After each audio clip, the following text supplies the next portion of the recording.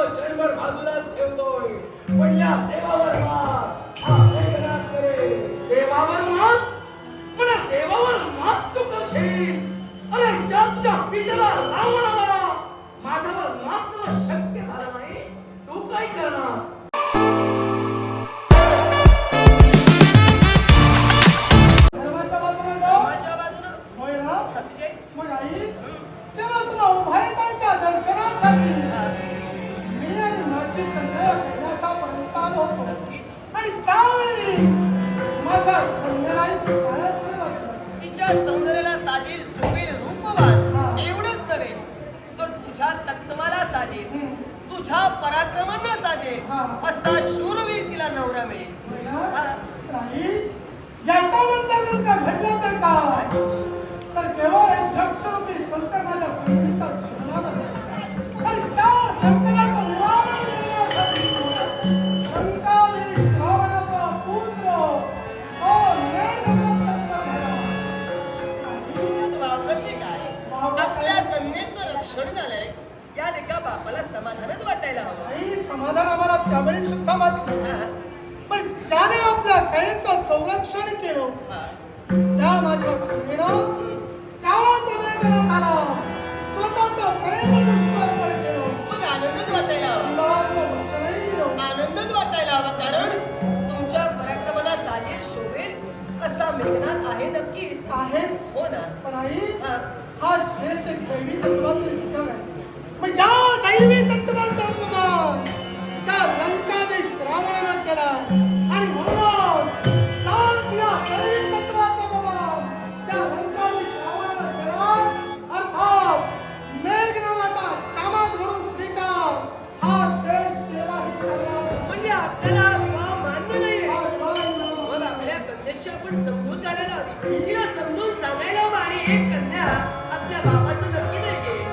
मी समजून घेण्याचा पूर्ण प्रयत्न केला. हा. पण ती तर समजून घालत असताना मेघनाथाच्या हात बंद निर्माण झालो. आणि त्याच नंतर माझी कन्या आई माझ्या आज्ञेचा धिक्कार करून माझ्या आज्ञेचा धिक्कार करून प्रेमाचा स्वीकार करण्यासाठी गेली. आई हे फक्त मला मान्य नाही. यावेळी एक कन्या जर आपल्या जन्माला हे हातात नसेल, हे तर या विश्वात नको तो आदर्श निर्माण होणार आहे. ज्या आई बापाने आपल्या मुलाबाळांना जन्म दिलाय, ज्या आपल्या मुलाबाळांना घडविलंय, त्याची पांग जर का आपली मुलं अशी करत असतील, तर चिंता करू नका. आज तुम्ही माझ्याजवळ अभय मागण्यासाठी आला असाल, तर शेषनाग माझ्या मुखातील शब्द ऐका. तुमची कन्या तुमच्यापर्यंत सुखरूप आणून देईल, सुखरूप आणून देईल. नमस्कार आई. रागानं जात असताना एकाएकी आपला बघून याच्याही मुलाची कारण आहे. काय बरं? एकसारखी क्रोधाने क्रोधावर होते. रागाच्या भरात निघाली कुठं? त्याच्या वशीकरण. काय घडलंय दैवी का? तत्वाचा घोर अपमान. अपमान? नवे तरी का जन्मदात्या बापाचा अपमान एका कन्येला केलाय. मग त्या कन्येला सुखरूप आणावं, मी दिलेला आशीर्वाद सत्य करण्यासाठी यांनी अभय मागितलंय. यांच्या कन्येचे जे हरण झालंय त्या मेघनाथाला शासन करून यांच्या कन्येला इथपर्यंत सुखरूप आणण्यासाठी निघाले. आई, मेघनाथाला शासन करण्यासाठी तू चाललंय. हा? पण माझ्या एका प्रश्नाचं उत्तर दे गं. काय बरं? आई, तू या अखिल विश्वाची माता आहे.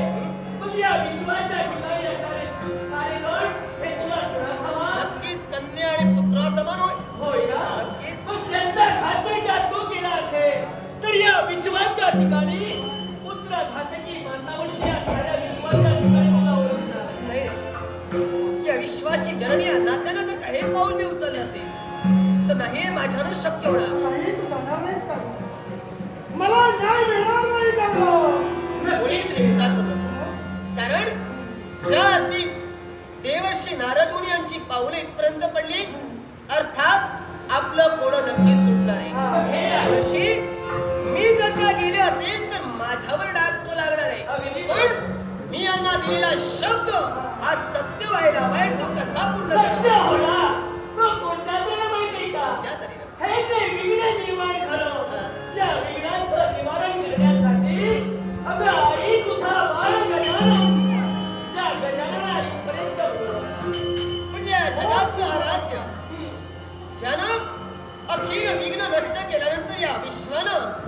विघ्नहर्ता या नावाला जरा प्राप्त झालाय. अगदी बरोबर. तोच माझा लाडका बाळ गजानन. जर काही विघ्न दूर करत असेल तर तुमच्या साह्यासाठी हे बाळ गजानना स्वकर्तव्य बाजूला ठेवून जसा असशील तसा आईच्या चरणापर्यंत धावले. आईच्या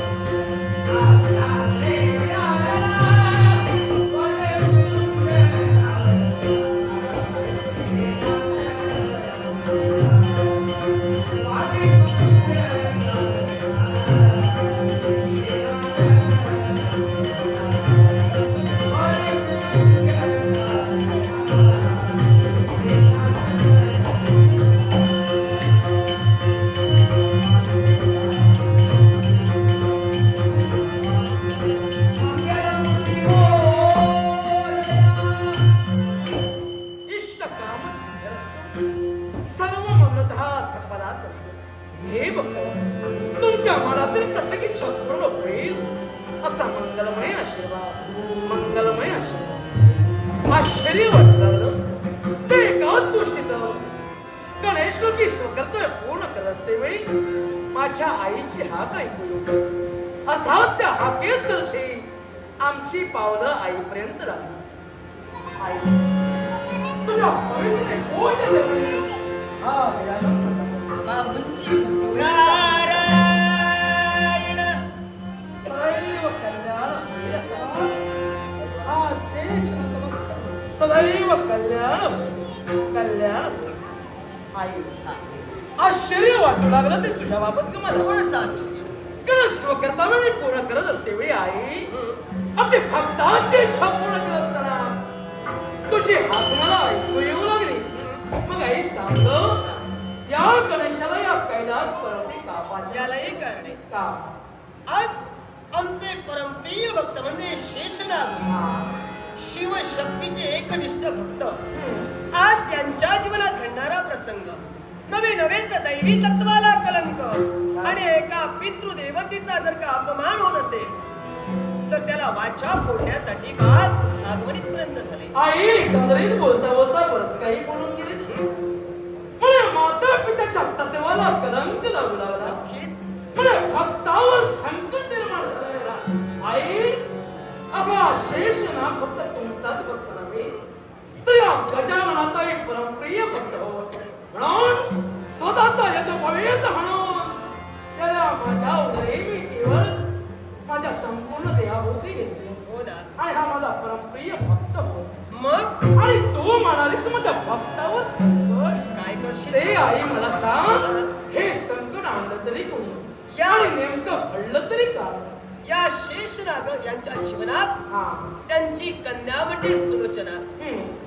हिचं रावण पुत्र मेघनाथ काय? यांच्याशी प्रेम जडलं. आई अगं रावण पुत्र मेघनाथ म्हणजे कुणी वेगळा ना वेगळं आपता सोपिया आपुलकीचा अगं माझा मेहुणा तरी सुद्धा आणि तो मेहुणा म्हणजे यांच्या कन्येशी त्यानं प्रेम केलं. म्हणजे आई अगं आता लग्न होणार की मुळीच नाही. काय? कारण आता तुझ्या नेत्रासमोर दोन बाजू उभ्या राहणार आहेत.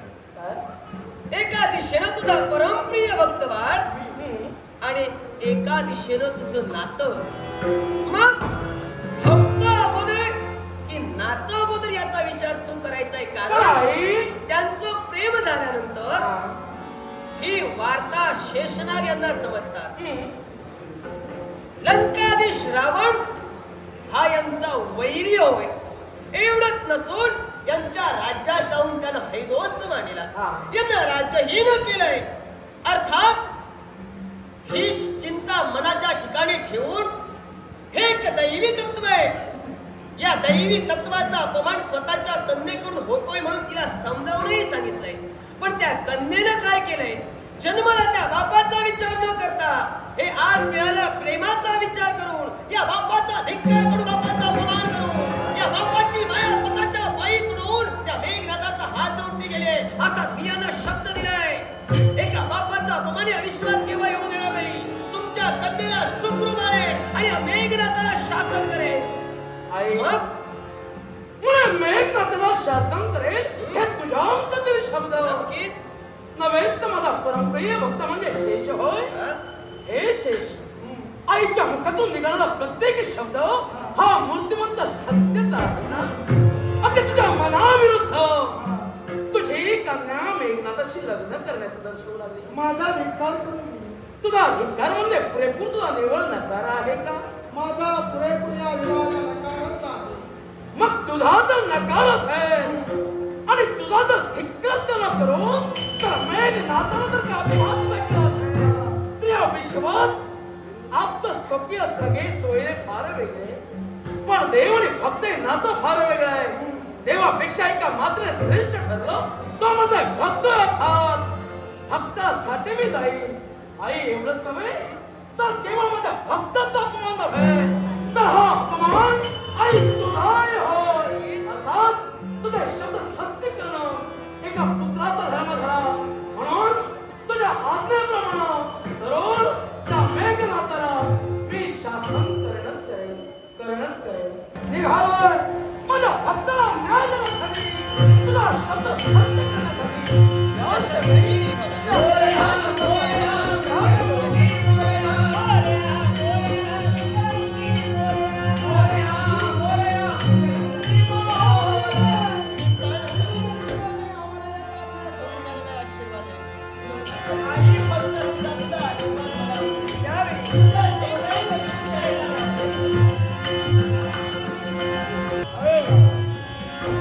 शेवटी वचनाच्या पूर्ततेसाठी सुलोचनेला सोबत घेऊन हा मेघनाथ तिला घेऊन आलाय खरा, पण पुढील कर्तव्यासाठी एक प्रकारे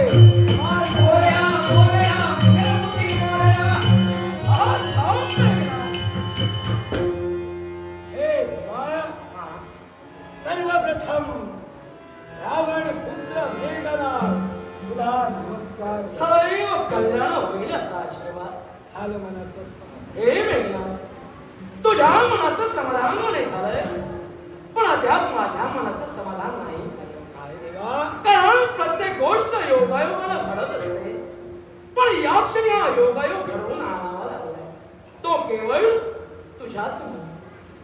माझ्यामुळे योगायोग आपल्याला घडवावा लागला. अगदी तेव्हा तुझ्या बोलण्याचा मुद्दार्थ अद्याप माझ्या ध्यानी नाही आला. पण हे माझ्या बोलण्याचा मतदार तुझ्या ध्यानी नाही आला. हा, हे मेघनाथ सांप्रत तू निघालास तो कुठं बरं? लंकेच्या दिशेने. लंकेच्या दिशेनं तुझ्या तमयचे आहे ते म्हणजे शेष कन्या सुलोचना होय. हे तर अगदी सत्य.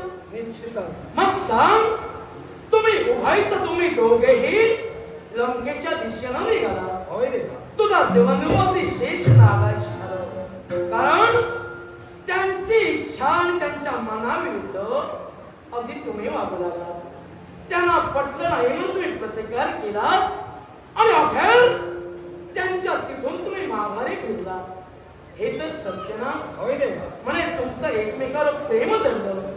मला सांग, प्रेमाचं रूपांतर तुम्हाला लग्नात करायचं. मग लग्न झाल्यानंतर सुखी संसार नव दाम्पत्याचा सुरू होतो. मग तो सुरू होण्यासाठी अत्यंत महत्वाचा आशीर्वाद कोणाचा रे लागतो? मात्या पित्यांचा. होय ना? समजा माता पित्याचा आशीर्वाद न मिळता त्या माता पित्याच्या नयनातून आसव या धर्तीवर टपकली तर ते दाम्पत्य सुखी राहू शकेल का? देवा, हेच जाणून या विश्वाच्या ठाई 16 संस्कार शाश्वत ठेविले गेले आणि या 16 संस्कारापैकी 15वा संस्कार म्हणजे विवाहाचा संस्कार. हा विवाहाचा संस्कार प्रत्येकावर घडत असतो आणि तो मात्या पित्याच्या अनुमतीने घडावा याला सुद्धा धर्मशास्त्र होय. आणि पण तो विवाहाचा संस्कार घडविण्यासाठी आम्ही प्रयत्नशील राहिलो. शेषाकडे ज्या नियमाप्रमाणे त्यांच्या कन्येची मागणी केली, ज्या अर्थी मागणी केली त्या अर्थी त्यांनी कन्येचा हात या मेघनाथाच्या हाती द्यायला हवा होता. तुझ्या मताला तू मागणी केलीस, पण त्याने तुला निर्मळ नकार दिला. होय, तो का म्हणून? एकाच गोष्टीसाठी, कारण माझ्या पित्यानं त्यांना नामोहरण करून त्यांचं वैभव स्वप्राप्त केलं होतं आणि याच उद्देशाने त्यांच्याने नकार दर्शवला. पण ते वैरत्व मिटलं जाऊ शकतं. ज्या नात्यानं वैरत्व मिटलं जाऊ शकतं, मग हे वैरत्व मिटवण्यासाठी त्यांनी कार्यरत का म्हणून राहू नये? प्रत्येक गोष्टीला प्रत्येक वेळेला महत्व आहे की नाही? निश्चितच. मग त्याचप्रमाणे लंकादेश रावण म्हणजे तुझा पिता त्या शेष नागाला त्यानं पदच्युत केलं. अर्थात त्याच्या पाताळावर त्याला अधिकार मिळविला. शेवटी मला सांग, एका राजकर्त्याकडून दुसरा राजकर्ता हारला तर त्याला अपमान वाटणार की नाही? तेव्हा जरी अपमान वाटत असला तरी तो मान पुनश्च मिळवून देण्यासाठी मी स्वतः कार्यरत राहणार होतो. हे शब्द मात्र होते. मग या शब्दांवर विश्वास ठेवून त्यांनी सुलोचनेचा हात माझ्या हातीनं स्वहस्ताने द्यायला मेघनाथ, तू वचन द्यावं, तू सांगावं आणि त्याने ऐकावं अशातला प्रकार नव्हे. तर प्रत्येक पित्याचा परिपूर्ण अधिकार पोचतोय. ज्या कन्येला आपण लहानाची मोठी केली, त्या कन्येला तिच्या सुखाच्या जीवनासाठी सुखी संसाराचा साथीदार कोण बघावा, कोण निवडावा, हा प्रत्येक पित्याचा अधिकार झाला. मग तो अधिकार त्याने मान्य केला. यात शेषनाथ कुठावर चुकला? जर अधिकार जरी मान्य असला, सुखी संसारिक जीवन व्यतीत ही प्रत्येकाची कन्या करत असते तिच्या मनाप्रमाणे. जर का वर मिळाला नसेल, संसार सुखाचा होऊ शकेल का? अगदी तुझं म्हणणं योग्य आहे. पण याचा प्रश्न असा नव्हे की पित्यानं केलेलं प्रत्येक लग्न अगदी मुलीचं भवितव्य कधी उज्ज्वल झालं नाही. कारण ज्यावेळी प्रत्येक पिता आपल्या कन्येचं लग्न करतो त्यावेळी आपल्या मनाप्रमाणे आपल्या कन्येला साजेल, शोभेल आणि त्याच्या योग्यतेचा असा वर शोधेल आणि त्या वरासमोर त्याचं लग्न करून देत असतो. मग त्याचप्रमाणे जर शेषाची इच्छा असेल तर यात काय त्याचं चुकलं? पण तेव्हा त्या सुलोचनेची सुद्धा इच्छा होती माझ्याशी विवाह करण्याचा. मग तिचं कुठं चुकलं होतं का? तिचं चुकलं की नाही हा प्रश्न वेगळा राहिला. पण तो एका राजकर्त्याचा पुत्र आहेच. अर्थात तुझ्यावर संस्कारी चांगलेच आहे. नकार होकाराचा अर्थ तू केव्हाच समजू शकतोस. अर्थात पित्याला जर का आपल्या कन्येला त्या वधूवरांना आशीर्वाद दिला नसेल तर त्यांचं जीवन कधीही सुखी होत नाही. तर त्या बापाच्या नयनातून उतरणारे आसव अगदी त्यांना दुःख भोगावीच लागतात. तेव्हा तुझं आणि माझं नातं आहे ते फार वेगळं.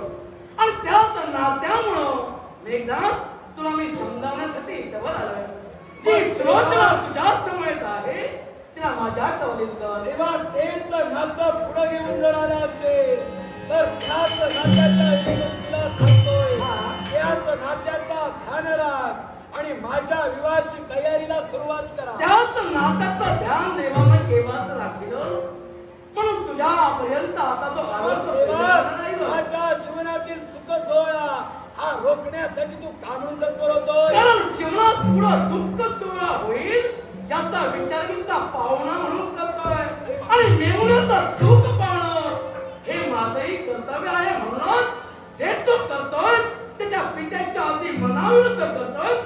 याचा परिणाम विपरीत होईल. तेव्हा सुलोचनेला माझ्या तेव्हा जो काय परिणाम होईल तो हा मेघनाथ भोगण्यासाठी तत्पर आहे. मग मेघनाथ पण या वचनाच्या पुतळ्यासाठी मी तिला वचन दिलंय आणि माझ्या वचनाच्या पुतळ्यासाठी सुलोचनाची विवाह करणार. या विश्वात त्याचा पिताच काय हे विश्व माझ्या विरोधात उभं राहिलं तर या विश्वावर मात करून सुद्धा या विश्वावर माझ्या मनाप्रमाणे सुलोचनेचा विवाह माझ्याशी करून माझ्या वचनाची पूर्तता नव्हे तर माझ्या प्रेमाची पूर्तता विवाह करवी हा मेघनाथ करवी. मेघनाथ तुझ्या वचनाची पूर्तता तू करणार आहेस. तद्वत वचनाची पूर्तता मी सुद्धा करणार आहे. कारण ज्या पार्वती मातेनं त्या शेषाला अभिवचन दिलं आहे, तुमच्या मनाप्रमाणे सारं सर्वस्व घडवील. सुलोचनाची मुक्तता करी अर्थात स्वतःच्या आईच्या शब्दासाठी आणि तिच्या वचनासाठी हा विघ्न आता इथपर्यंत आलाय. अरे विघ्नाच्या स्वतःच्या इच्छेच्या पूर्ततेसाठी नातं क्षणभर बाजूलाच ठेवतोय, पण या देवावर मात हा वेगळाच करे. देवावर मात, पण देवावर मात तू करशील. अरे ज्याच्या पित्याला रावणाला माझ्यावर मात्र शक्य झालं नाही, तू काय करणार? अरे ज्यावेळी त्याला कण्णूचा शमन करायचा होता, भाऊभावाची स्फुरण पाहू लागले, त्या कण्णूचा शमन करणारा साता योद्धा हा होता. त्याच वेळी अरे त्याच्या कण्णूचा शमन मी केलंय, तर तू काय करशील? मग देवा, पण स्वतःच्या सुलोचनाच्या प्राप्तीचा तुझ्यावर मी प्रतिकार करेनच करे, पण जी माझी इच्छा आहे ती पूर्ण करण्यासाठी ज्याप्रमाणे मातेच्या इच्छेच्या मुद्द्यासाठी तू पुढे सरसावितोय, अगदी त्याचप्रमाणे स्वतःच्या इच्छेच्या मुद्द्यासाठी हा वेगळा तुझ्या समोरला होय. वेगळाच केवळ स्वतःच्या इच्छेसाठी सारा सर्वस्व घडताय. इच्छा ही गुप्तच भावना आहे. जी व्यक्ती भावनेच्या आहारी गेली त्याचा नाश हा ठरलाय, आणि तोच नाश तू स्वतःहून जवळ लावून घेतोय. मग देवा, तो नाश तर माझ्या जवळ आला असेल, असं त्या नाशाची हात मिळवणी करे, पण माझ्या पराप्रमाणे जी मीरावरील आहे तिच्याशी विवाद करे. हत्ताने प्रयोग असेल, माझ्या आईच्या तत्वाला कत्तल करावं असेल, आपण मात्र वचनासाठी आणि आईच्या शब्दासाठी तुला माझा नातं आदेश करून वैराग्यामध्ये स्वतः पण ते तुझा वैरत्व हा वेगळा तुझ्यातोय. मग मी असं गेले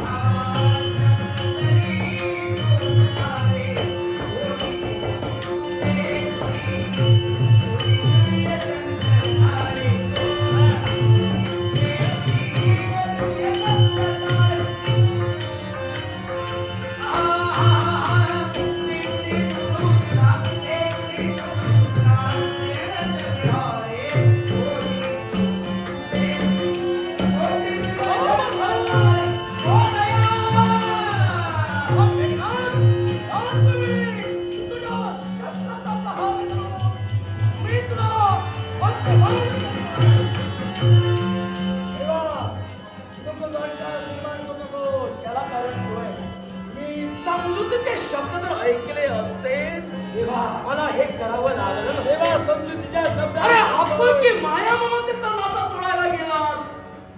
चित्त तुला बाप आणि मुलगी हे नातं कळालं नाही. तुझं माझं नातं तुला कधी कळालं नाही, तर तुला शांत हा माझा धर्म आहे. मग तुला याच्यापुढे काय करता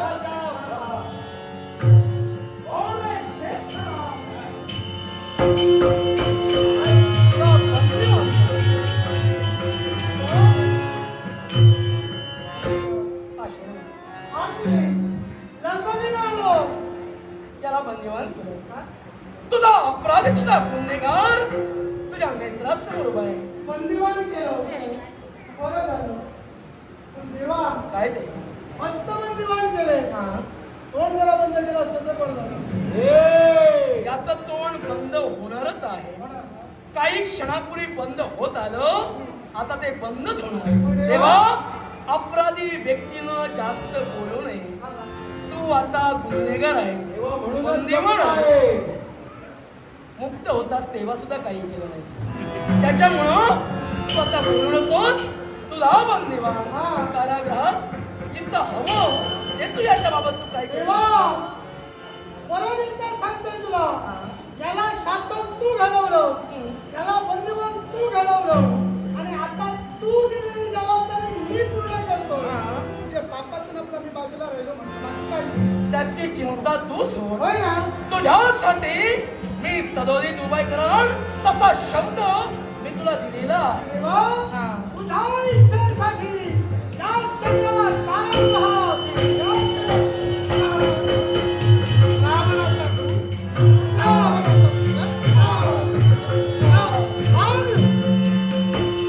बस, एकनाथ तुला बंदीवान केलाय. तुला काय घडलं?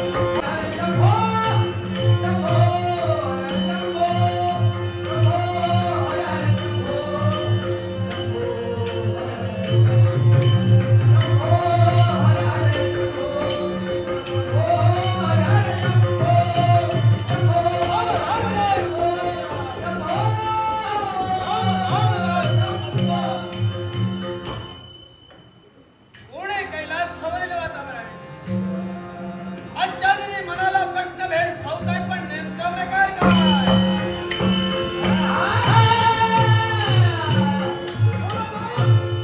दशानन संकट जे तुझ्यावर माझ्या पुत्रावर संकट निर्माण झाले. त्याला संकटातून मुक्त करावा याच्यासाठी तुमच्यापर्यंत मी आलोय. हे लंकावती संकट तुझ्या पुत्रावर संकट ओढवलंय. साहजिकच असं कोण संकट उद्भवलंय? यांनी त्याला बंदीवान केलं काय? आणि शेषाच्या स्वाधी करण्यासाठी इंद्रजिताला तत्पर झाले. म्हणजे? मग म्हणतात, कितपत हा न्याय? म्हणजे माझ्या गणेशानं आपल्या पुत्राला बंधन केलं साहजिकच. चिंता करू नकोस. ज्याप्रमाणे तू माझा भक्त आहे तुझा पुत्रही माझा भक्त झाला अर्थात त्याच्या मुक्ततेसाठी हा कैलास भगवान नमस्कार बोला. आशीर्वाद. माझं बरं झालं ना तुम्हाला पावत नाही की काय? अरे तसं मुळीच नाही. ए, नारदा. अरे तुझा चांगला व्हावा याच्यासाठी माझं आगमन झालंय. केलात ते बरं केलं. ए, नारदा. मार्ग सोडा. मार्गानं मार्गक्रमण करणारी आदिदेवता मार्गात मध्यंतरी तू आला अगदी जगवंशा खेतीला रागाच्या भरात निघालात कुठं? भक्त रक्षणासाठी संकटाचं निवारण कोणत्या तरी होणार माहिती का? कोणत्या तऱ्हेनं ज्याला स्वतःच्या आजोबाला आजोबा म्हणता नाही असा तुमचा पुत्र तो वीरभद्र. होय रे होय नारदा मी विसरलो कसा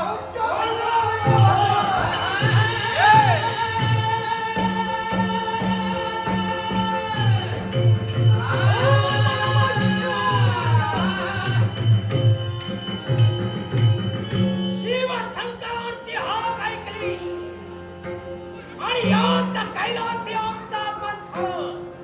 अर्थात माझ्या पितृदेवतेला नमस्कार. हे पिनाकपाणी नागभूषणाच्या सत्ता फलाना युद्धा सामाजा फलेशा. हे आदिपुरुषा माझा महापुरुषा तुमचा पुत्र तुमच्या चरणी शरण. बाहुंच्या रुद्धियोजा आशीर्वाद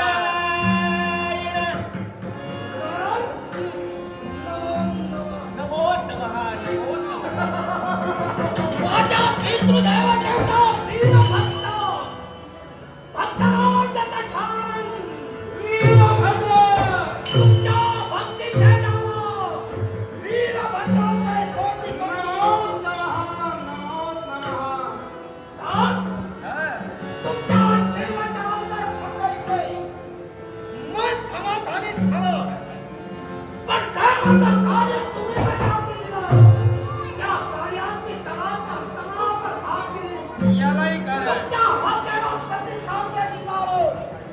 हात देण्याचा कारण स्पष्ट करा. कारण वीरभद्र तूच आहेस जनभक्त पितृआज्ञा मान्य करून स्वतःच्या आजोबाचा शेवट केला असा माझा पुत्र हा वीरभद्र आज पितृवचनासाठी म्हणजेच माझ्या भक्त रक्षणासाठी निश्चितच तत्पर राहील. होय ना? पण आता काय घडलं म्हणून या वीरभद्राला तुम्ही हात दिले? एकच प्रमाण घडलंय माझा बाळ गणेश आणि त्या गणेशानं काय केलं असेल तर दशाननाचा पुत्र मेघनाथ या मेघनाथाला बंदीवान केलंय. कोण? काय? काय म्हणालात? ज्या मेघनाथानं स्वर्ग साम्राज्यावर आक्रमण केलं, 17 वेळा देवेंद्राला परास्त केलं, आणि ज्या 11व्या वेळी त्या देवेंद्राची परास्त केली.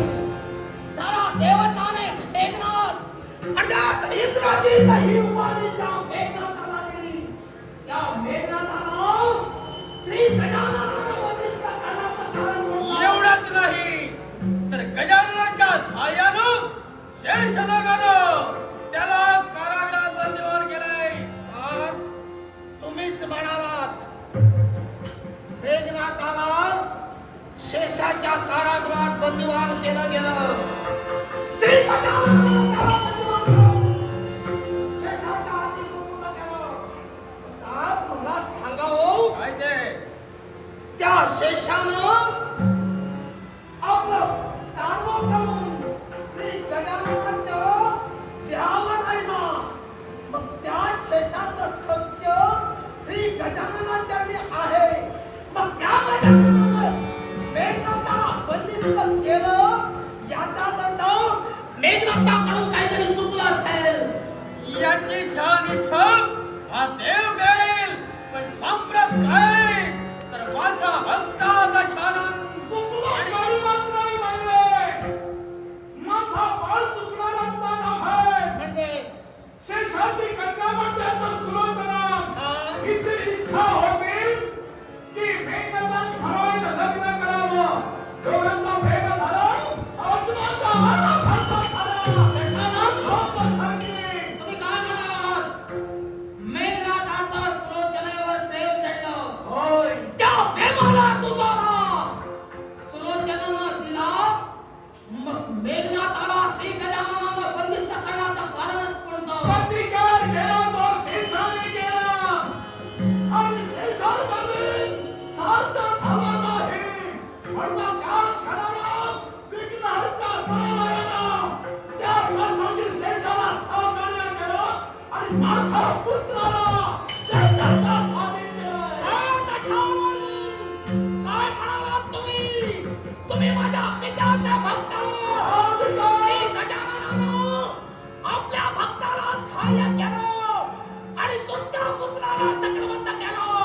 मग त्या तुमच्या पुत्राच्या मुक्ततेसाठी मी गेला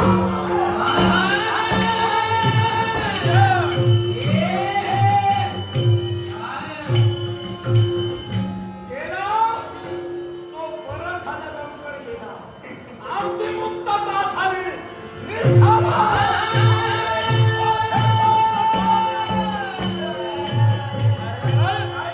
वीरमध्ये तिचा निश्चित केलाय, पण गणेशाला मी पूर्णतः ओळखतोय. तिथं काय घडतंय?